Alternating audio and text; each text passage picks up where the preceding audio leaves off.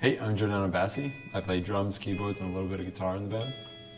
I'm Brian Buss, and I play guitar and effects and lap steel.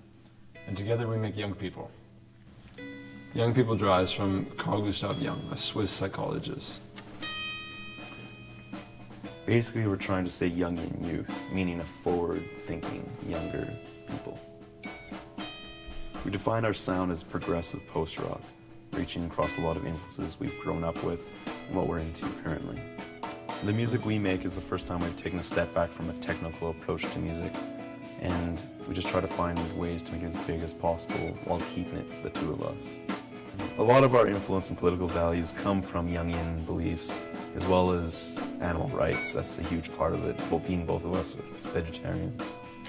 Tenderhooks is an album we released last year, dedicated to any animals living in tenterhooks, which means to live in a state of anxiety or fear. It was our second album, but it was really our first time sitting down with each song and making sure we were extremely happy with them, to the point where even now, over a year later, we look back and we still enjoy the tracks, which is the first time of anything we've created.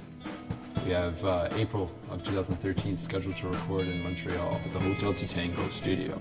Our next album is titled Gold Bristle, and the name comes from one of the only times a pig has ever been glorified in mythology.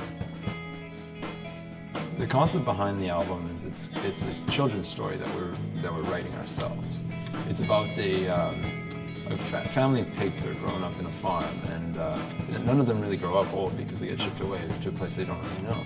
But there's this little prophecy of one day of a coming of a pig who would guide them into the wilderness, and that pig is Gold Bristle.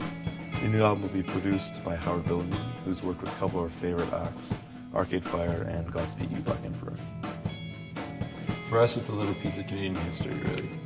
The idea is to bring out a much more professional, much more fuller sound, something that listeners can really connect with, something that can really bring the music out in its best. In March, we'll be performing at South by Southwest in Austin, Texas, as well as Canadian Music Week in Toronto, Canada. It's an honor to be accepted to South by Southwest because a lot of bands we've listened to or grew up listening to played these types of festivals. So to be included in this type of programming means a lot to us, and we're really excited to be a part of it. Being that these are our first showcases, it gives us our first opportunity to be able to invite any sort of executive or any sort of industry people out to the show.